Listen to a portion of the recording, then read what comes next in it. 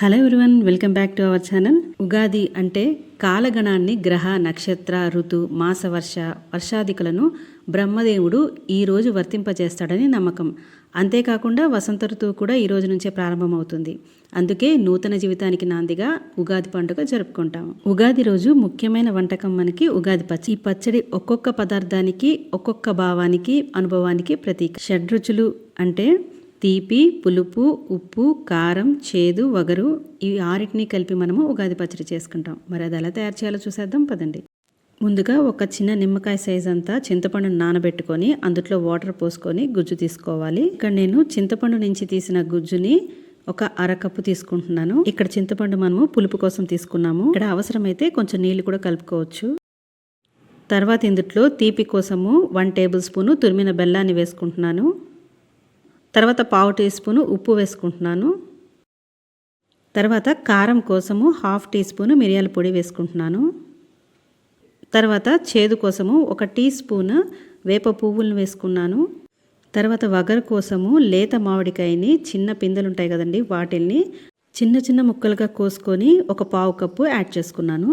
ఇప్పుడు వీటన్నిటిని ఒకసారి బాగా కలిపేసుకోవాలి. ఇందులో వేసిన బెల్లం కరిగేలాగా కొద్దిగా కలుపుకోవాల్సి ఉంటుంది. అంతేనండి, షడ్రుచుల ఉగాది పచ్చడి మనకి తయారైపోయింది.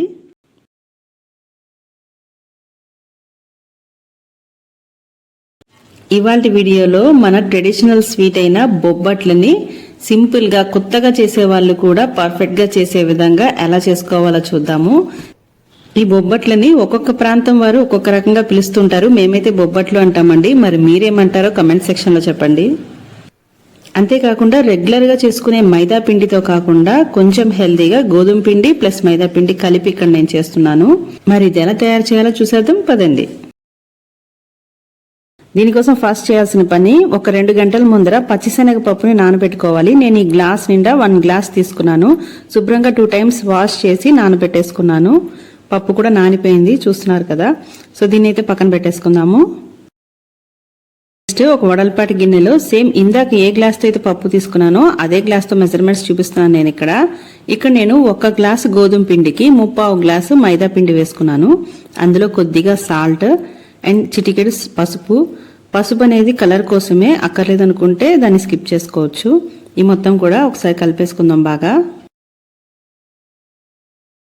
తర్వాత ఇందులో ఒక 2 స్పూన్స్ వరకు నెయ్యి పోసుకొని ఈ నెయ్యి మొత్తం పిండికి పట్టే విధంగా బాగా రబ్ చేస్తూ కలుపుకోవాలి.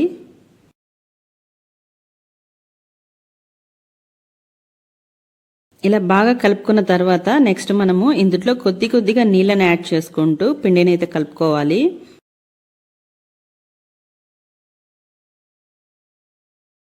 ఇలా కొద్దిగా నీళ్ళని యాడ్ చేసుకుంటూ కలుపుకోవాలి. లేదు మైదా అస్సలు వద్దు అనుకుంటే 2 గ్లాసుల వరకు కూడా గోధుమ పిండి తీసుకొని సేమ్ ఇదే ప్రాసెస్లో కలిపేసుకోవటమే. ఇక్కడ గుర్తుపెట్టుకోవాల్సిన విషయం ఏంటంటే పిండి మనకి మరీ గట్టిగా ఉండకూడదు, కొంచెం లూజ్గానే ఉండాలి బొబ్బట్లకి ఎప్పుడు కూడా పిండి. సో దాన్ని బట్టి చూసుకొని వాటర్ని పోసుకొని అడ్జస్ట్ చేసుకొని కలుపుకోవాలి. ఇక్కడ పిండిని పూరీ పిండి కన్నా కూడా కొంచెం లూజ్గా కలుపుకోవాలి. మొత్తం కలుపుకున్న తర్వాత ఇక్కడ నేను ఒక 2 స్పూన్స్ వరకు నెయ్యి వేసుకొని కలుపుకుంటున్నాను. మనం చేసేది నేతి బొబ్బట్లు కాబట్టి సో మొత్తం నెయ్యితో కలుపుకుంటే టేస్ట్ బాగుంటుందని చెప్పి ఇక్కడ నెయ్యి యూస్ చేస్తున్నాను. కావాలనుకుంటే నెయ్యి బదులు నూనె యూస్ చేసుకోవచ్చు ఇలా కలిపేటప్పుడు. ఈ బొబ్బట్లకి ఈ పిండి కలపడంలోనే ఉంటుందండి. సో బాగా కలుపుకుంటేనే మనకి అవి సాఫ్ట్గాను చాలా బాగుంటుంది. ఇక్కడ మీరు కావాలనుకుంటే మొత్తం కూడా మైదాతో కూడా చేసుకోవచ్చు. 2 గ్లాసెస్ వరకు మైదా పిండిని కూడా సేమ్ ఇదే ప్రాసెస్లో కలుపుకొని చేసుకోవచ్చు. సో ఈ విధంగా సాఫ్ట్గా ఉండాలి పిండి అయితే. ఇక్కడ నేను ఫైనల్గా ఒక 3 స్పూన్స్ వరకు నెయ్యిని పోసుకుంటున్నాను. నెయ్యి మనకి కాచి చల్లార్చిన నెయ్యి అయితే చక్కగా సాఫ్ట్గా కలిసిపోతుంది. సో ఈ మొత్తం కూడా కలిపేసుకొని మనము మూత పెట్టేసి పక్కన పెట్టేసుకుందాము.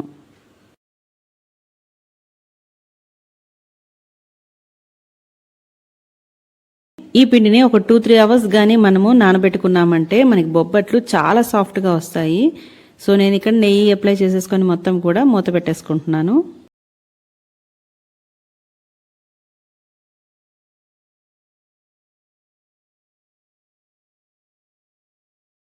ఒక 2 అవర్స్ తర్వాత మనం నానబెట్టుకున్న పప్పుని కుక్కర్లో వేసి ఉడికించేసుకుందాము. ఇలా కుక్కర్లో 1 గ్లాస్ పప్పుకి ఒక 2 గ్లాసెస్ వరకు వాటర్ పోసుకొని ఉడికించుకోవాలి. ఒక 3 విజిల్స్ వచ్చే వరకు ఉడికించుకోవాలి.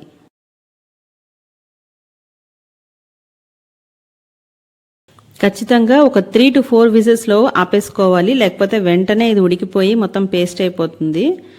లేదనుకుంటే గిన్నెలో అన్న ఉడికించుకోవచ్చు. ఇక్కడ 3 విజిల్స్ తర్వాత మూత ఓపెన్ చేసి చూద్దాము.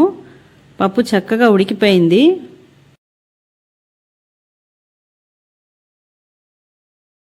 నెక్స్ట్ దీన్ని ఒక స్ట్రైనర్లో పోసుకుంటే మనకి ఇందులో ఉన్న ఎక్స్ట్రా వాటర్ అంతా కూడా కిందకు వచ్చేస్తుంది. ఇలా మొత్తం కూడా స్ట్రైనర్లో వేసుకొని కాసేపు వదిలేద్దాము.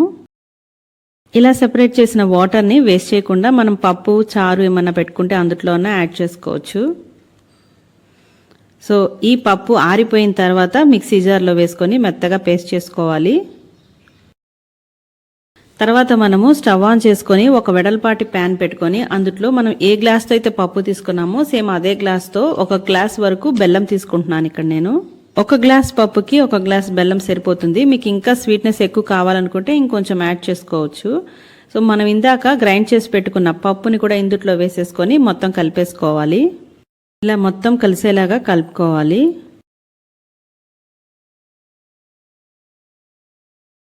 సో ఈ విధంగా మొత్తం కలుపుకుంటూ ఉంటే మనకి కాసేపటికి దగ్గర పడుతుంది. నెక్స్ట్ ఇందులో 1/2 స్పూన్ వరకు ఇలాచీ పౌడర్ వేసుకున్నాను.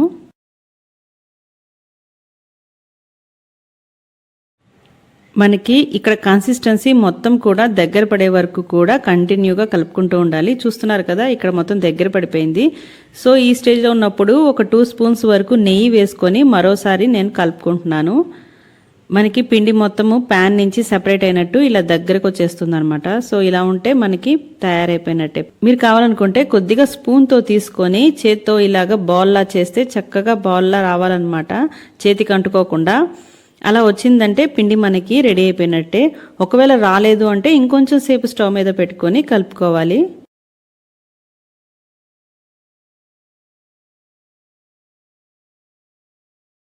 ఇవి చక్కగా ఆరిపోయిన తర్వాత కొద్దిగా నెయ్యి అప్లై చేసుకొని చేతికి చిన్న చిన్న బాల్స్ లా చేసుకోవాలి. బొబ్బట్లు ఏ సైజ్ కావాలో ఆ సైజ్ సరిపడా చేసుకోవాలి. బొబ్బట్లకి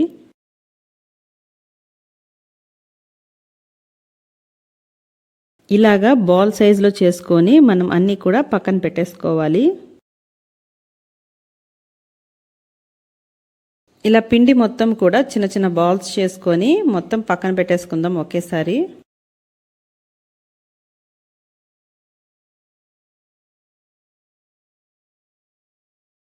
తర్వాత ఒక బటర్ పేపర్ తీసుకొని దానికి నెయ్యి అప్లై చేసేసుకుంటున్నాను. బటర్ పేపర్ అవైలబుల్గా లేకపోయినా కూడా ఏదైనా ఒక కవర్ మీదన్నా కూడా ఇలా మనం స్ప్రెడ్ చేసుకోవచ్చు. మనం తీసుకున్న పిండి ముద్దని కొంచెం తీసుకొని పూరి సైజులో ఒత్తుకున్న తర్వాత అందులో మనం ప్రిపేర్ చేసుకున్న స్టఫ్ ఉంది కదండి, ఇక్కడ చూస్తున్నారు కదా వీడియోలో, ఈ విధంగా లోపల పెట్టి మొత్తం కూడా రౌండ్గా క్లోజ్ చేసేసేయాలి. స్టఫ్ అనేది ఎక్కడా కూడా బయటకు ఉండకూడదు అనమాట. సో ఈవెన్గా మొత్తం అన్ని వైపులా స్ప్రెడ్ చేసుకున్న తర్వాత రౌండ్గా దీన్ని మరొకసారి కొద్దిగా నెయ్యి అప్లై చేసుకొని బటర్ పేపర్ మీద పెట్టేసుకొని స్ప్రెడ్ చేసుకోవాలి. ఇలా ఒక కవర్ పెట్టి మనము స్ప్రెడ్ చేసామంటే చాలా ఈజీ అయిపోతుంది బొబ్బట్లు స్ప్రెడ్ చేయటము. ఇలా ఈవెన్గా అన్ని వైపులా స్ప్రెడ్ చేసుకుంటూ మనము రౌండ్గా బొబ్బట్లను అయితే ప్రిపేర్ చేసేసుకోవచ్చు.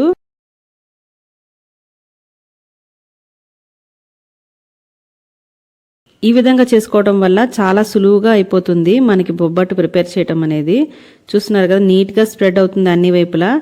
ఇలా స్ప్రెడ్ అవ్వడానికి కొద్దిగా నెయ్యి అయితే మనము ఫస్ట్ అప్లై చేసుకోవాలి కవర్స్కి అయితే, లేకపోతే త్వరగా స్ప్రెడ్ అవ్వదు. స్టవ్ ఆన్ చేసుకొని పెనం పెట్టుకొని పెనం వేడెక్కిన తర్వాత కొద్దిగా నెయ్యి రాసుకొని దానిపైన ఈ బొబ్బట్లను వేసుకోవాలి. స్టవ్ని లో ఫ్లేమ్లో పెట్టుకొని కాల్చుకోవాలి, అది గుర్తుపెట్టుకోవాలి, లేకపోతే ఇవి మాడిపోతుంది బొబ్బట్లు వేసిన వెంటనే. సో స్టవ్ని లో ఫ్లేమ్లో పెట్టుకొని నిదానంగా 2 వైపులా నెయ్యి వేసి కాల్చుకుంటే మనకి బొబ్బట్లు అయితే రెడీ అయిపోతాయి. అంతేకాకుండా ఇలా వేసిన వెంటనే బొబ్బట్లను తిప్పద్దు. ఒకవైపు కొద్దిగా ఫ్రై అయిన తర్వాతే రెండో వైపు తిప్పుకొని నెయ్యి వేసి కాల్చుకోండి. సో ఇక్కడ చూస్తున్నారు కదా, ఇదే విధంగా అన్ని బొబ్బట్లని కూడా మనము కాల్చేసుకున్నాము.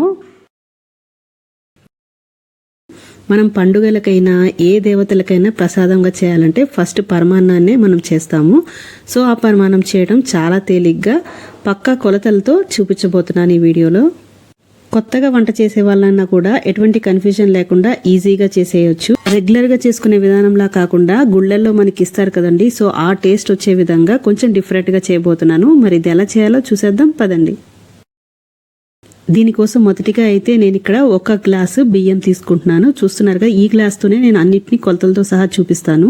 ఇప్పుడు ఈ బియ్యాన్ని శుభ్రంగా కడిగేసుకొని నీళ్లు పోసుకొని ఒక అరగంట నుంచి గంట వరకు నానబెట్టుకోవాలి. తర్వాత బియ్యం ఏ గ్లాస్తో అయితే తీసుకున్నానో అదే గ్లాస్తో 1/2 వంతు వరకు పెసరపప్పును తీసుకుంటున్నాను. కొలతేసుకొని పక్కన పెట్టుకుందాము. ఇప్పుడు నెక్స్ట్ స్టవ్ ఆన్ చేసుకొని ప్యాన్ పెట్టుకొని అందులో 1 స్పూను నెయ్యి వేసుకోవాలి. నెయ్యి వేడెక్కిన తర్వాత అందులో జీడిపప్పులను వేసుకొని వేయించుకోవాలి. ఇవి కొద్దిగా వేగిన తర్వాత ఎండు ద్రాక్షలను కూడా వేసుకొని వేయించుకుంటున్నాను. స్టవ్ని కొద్దిగా లో ఫ్లేమ్లో పెట్టుకొని వేయించుకుంటే బాగుంటుంది, లేకపోతే వెంటనే మాడిపోతాయి ఇవి.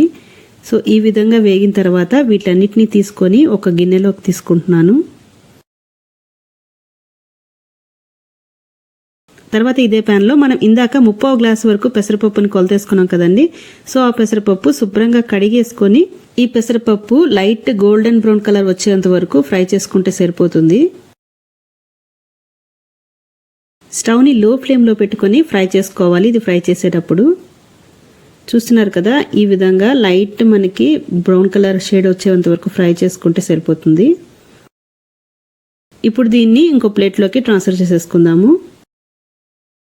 తర్వాత స్టవ్ ఆన్ చేసుకొని కుక్కర్ పెట్టుకొని అందులో ఇందాక మనము కడిగి నానబెట్టుకున్న బియ్యాన్ని వేసుకోవాలి. అలాగే ఫ్రై చేసి పెట్టుకున్న పెసరపప్పును కూడా వేసేసుకోవాలి మొత్తం. తర్వాత ఇక్కడ ఏ గ్లాస్ అయితే ఇందాక కొలతేసి తీసుకున్నామో అదే గ్లాస్తో 3 గ్లాసుల వరకు నీళ్లు పోసుకున్నాను. అలాగే 1 గ్లాసు వరకు పాలు పోసుకుంటున్నాను. ఇక్కడ నేను పచ్చిపాలే పోసుకుంటున్నానండి. సో పచ్చిపాలు పోసుకున్నా పర్వాలేదు, అలాగే కాచి చల్లార్చిన పాలైనా కూడా పర్వాలేదు. తర్వాత మూత పెట్టి ఒక 3 విజిల్స్ వచ్చే వరకు ఉడికించుకోవాలి. చూస్తున్నారు కదా, ఇలా మెత్తగా ఉడికిపోయింది. తర్వాత స్టవ్ ఆన్ చేసుకొని సేమ్ ఇదే ప్యాన్ పెట్టేసుకుంటున్నాను. ఇందులో ఇందాక మనము ఏ గ్లాస్తో అయితే బియ్యం కొలతేసుకున్నామో అదే గ్లాస్తో 2 గ్లాసుల వరకు బెల్లం తీసుకుంటున్నాను. ఇందులో 1.5 గ్లాసు వరకు నీళ్లు పోసుకుంటున్నాను. మనం బియ్యం ఏ గ్లాస్తో అయితే కొలతేసామో అదే గ్లాస్తోనే ఇక్కడ నేను అన్ని మెజర్మెంట్స్ చూపిస్తున్నాను. సో ఇందులో 1.5 గ్లాసు వరకు నీళ్లు పోసుకొని మరిగించుకోవాలి. ఈ బెల్లం మొత్తం కరిగిపోయిన తర్వాత ఇందులో ఏమైనా నలకలు అనిపిస్తే ఒకసారి వడగట్టేసుకొని మళ్ళీ స్టవ్ మీద పెట్టుకోండి. నాకైతే ఇక్కడ బెల్లం బాగా కరిగి తీగ పాకం లాగా రావాలన్నమాట, లైట్గా. అలా తీగ పాకం వచ్చిన తర్వాత మనం ఇందాక ఉడికించి పెట్టుకున్న అన్నాన్ని ఇందులో వేసేసుకోవాలి. ఈ విధంగా బెల్లం పాకం పట్టిన తర్వాత అన్నం వేసి ఉడికించుకోవడం వల్ల మంచి టేస్ట్ వస్తుంది పరమాన్నానికి. మనకి దేవాలయాల్లో ఇచ్చే ప్రసాదంలా ఉంటుందన్నమాట దీని టేస్ట్ అయితే. ఇలా మొత్తం కలిసేలాగా కలుపుకున్న తర్వాత ఇందులో కాచి చల్లార్చిన పాలు ఒక 2 గ్లాసులు పోసుకుంటున్నాను. స్టవ్ని లో టు మీడియం ఫ్లేమ్లో పెట్టుకొని ఇది మొత్తం కూడా దగ్గర పడేలాగా కలుపుకుంటూ ఉడికించుకోవాలి. తర్వాత ఇందులో 1/2 స్పూను యాలకుల పౌడర్ని యాడ్ చేసుకోవాలి. అలాగే మీకు కావాలనుకుంటే ఒక చిటికెడు పచ్చకర్పూరాన్ని కూడా యాడ్ చేసుకోవచ్చు. తర్వాత ఇందులో 2 స్పూన్ల వరకు నెయ్యిని కూడా యాడ్ చేసుకుంటున్నాను. ఇలా నెయ్యి చేర్చుకోవడం వల్ల కమ్మటి రుచి వస్తుంది పరమన్నానికి. స్టవ్ని లో టు మీడియం ఫ్లేమ్లో పెట్టుకొని ఇది మొత్తం కూడా దగ్గర పడే వరకు ఉడికించుకోవాలి. ఇక్కడ చూస్తున్నారు కదా, మ్యాక్సిమం మనకి దగ్గర పడిపోయింది పరమాన్నము. ఇంకా స్టవ్ ఆఫ్ చేసేసుకోవచ్చు ఈ మాత్రం జారుగా ఉన్నప్పుడే. పరమాన్నము మరీ దగ్గర పడిపోతే ఆరిపోయిన తర్వాత ఇంకా గట్టిగా అయిపోతుంది. సో కొద్దిగా జారుగా ఉన్నప్పుడే దించేసుకోవాలి స్టవ్ మీద నుంచి. ఇంకా నేను స్టవ్ ఆఫ్ చేసేసాను. ఇందాక మనం ఫ్రై చేసి పెట్టుకున్న డ్రై ఫ్రూట్స్ని కూడా ఇందులో వేసేసుకున్నాను. ఈ డ్రై ఫ్రూట్స్ మొత్తం కూడా కలిసేలాగా బాగా కలుపుకొని మరొక గిన్నెలోకి ట్రాన్స్ఫర్ చేసేసుకోవాలి. చూస్తున్నారు కదా, ఎంతో కమ్మటి బెల్లపు పరమాన్నం అయితే తయారైపోయింది. ఇప్పుడు దీన్ని నైవేద్యం కోసం మరొక గిన్నెలోకి అయితే ట్రాన్స్ఫర్ చేసేసుకోవచ్చు. ఒకవేళ పరమాన్నము మరీ గట్టిగా అయిపోయింది అనుకుంటే తినే సమయానికి అందులో కాచి చల్లార్చిన పాలని కొద్దిగా కలుపుకొని తిని చూడండి, చాలా బాగుంటుంది.